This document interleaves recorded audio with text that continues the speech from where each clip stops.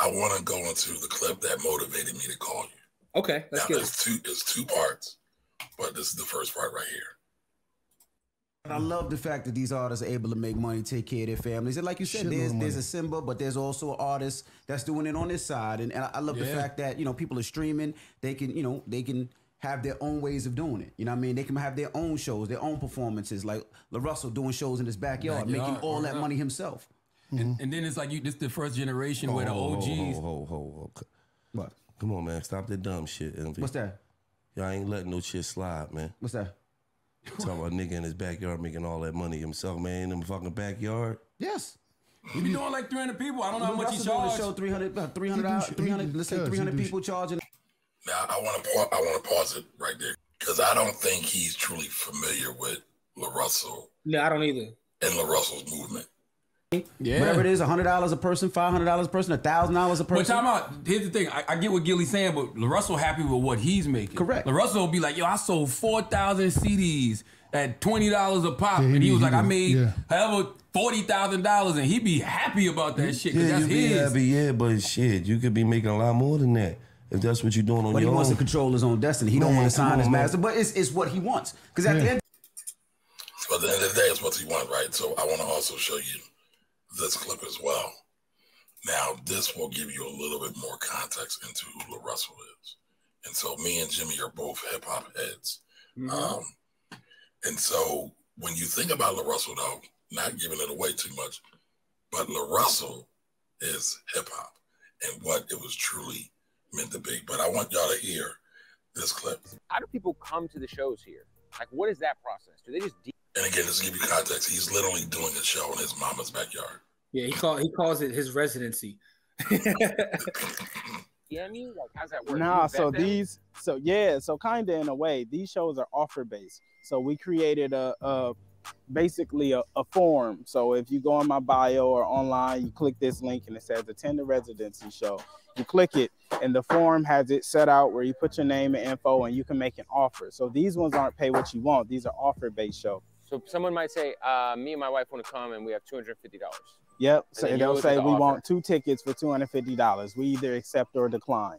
You feel me? And then from there, they'll get an invitation and a notice if we accept and all that shit. So these ones are kind of like that. And I'm actually trying to navigate my entire touring to offer base versus the pay what you want. Like we do pay what you want shows, like at Momo's, and allow people to come eat. But for my touring, since we're giving a specific experience, I'm trying to move towards offer base because it's like, man, just what we're bringing and coming with has a different value equated to it. And I want people to say. Never been done. Never. And it's like respect. And so when you look at that, like that's how hip hop really started. It was just throwing a party. It's like, but I'm going to give you such a great experience that you're going to love it and you're going to want to come back. But again, sometimes when people go against the grain, a lot of times people don't like it. Well, now, go ahead, Jimmy. No, I was just going to add, like, I'm a huge LaRussell fan, so he's one of the only like young folks that I actually listen to his music. You know, I don't follow too many like hip hop artists. Actually, I don't think I follow maybe 2 or 3 hip hop artists. He's one of the people I follow on socials because I like to see him in his movement. It's inspiring, but also I like the way he thinks, right?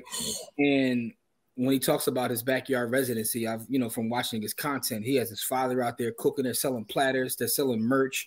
They've built a family business, right? And that family business is providing a lot of resources for not just himself, but people in his community as well as his family.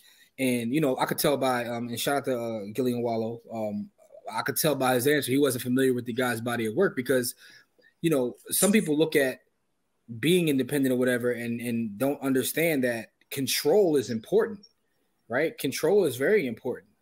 And we both know that there are people that seem to have resources that really don't, but because they're put on certain platforms, it looks like they have resources in terms of the music business, right? Yep. We've seen the artist story so many times. There's no need to even name names about people we thought had money have no money. So I like the way LaRussell's moving. Does it take more work? Absolutely. But the key thing is what Envy said. No, it was Charlemagne that said it. Like, hold on, Jimmy. I want to bring that back. So he's happy. At the end of the day, it's like this. It's I'm not whatever makes speaking him on happy. him. I'm just speaking in general. It's whatever makes him happy. All right. Because a lot of these niggas that's making a lot of money ain't happy. A lot of these niggas making money is depressed. Boom. I mean, that was kind of the point you were just making. Yeah, I haven't seen this yet, but boom. He said it. He said what I was They on right. pills. That's right. They gotta use drugs to get over. You know what what I'm saying? But now you look at somebody like that, he might make 30, 40,000 a month, and that nigga happy. I understand. Feeding his people. Yeah, that's the reason I work so hard, so my kids can be happy. Like I tell my kids all the time, Dad gonna take care of you. If you want to do nails, do nails. Man, stop looking down on them because you're 100 millionaire, man. No, stop that shit, Why man. would you do that, No, Gillie? I'm not. Come on, I'm just saying, bro. Eventually, you gotta strike, man. I agree with that. Eventually, you gotta take. Okay, I took it to this level. I agree. Everybody needs some fucking help, man. I agree.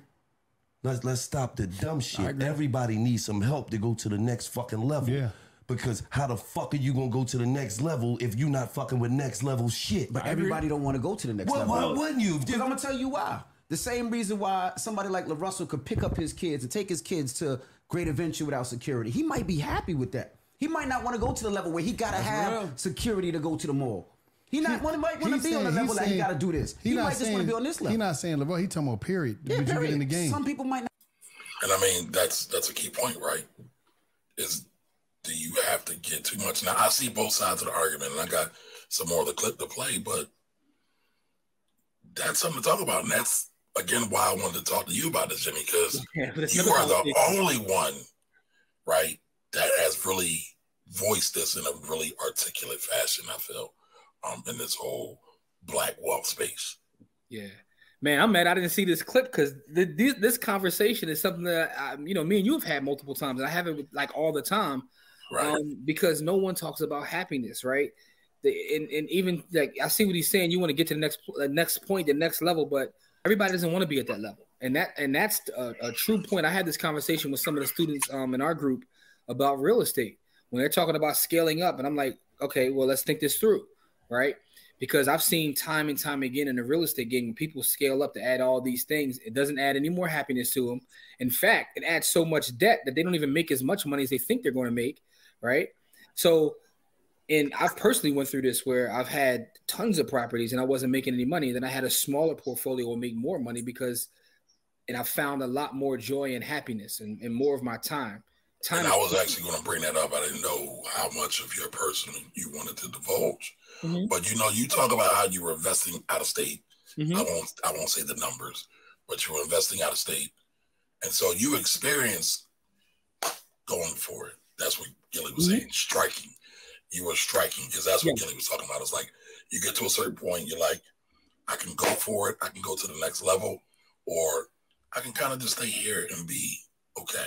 Mm-hmm. And again, we all kind of go through this to a certain degree, but I think you've gone for that, right? You've had multiple digits of properties in and out of state, and you talked about that experience and how you were stressed out. Absolutely. When you scaled back, it was more manageable. Your stress levels weren't as high.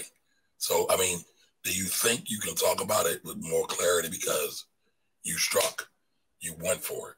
And you realize it wasn't all that it was cracked up to be.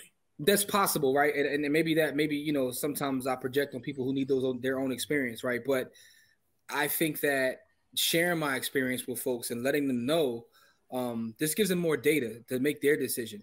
Because I wasn't thinking about some of these things. I just knew that when I got in the game is you scale up, you get more doors, you do this, and I was following that blueprint until one day I sat down, went over the real numbers and actually thought about it. Like I have these 5 different, states. I got these private. I'm flying over here and flying over there because you're trying to find people that you could trust. I'm like, it's just stressful. And I'm like, it's not worth it. Right. It's just not worth it.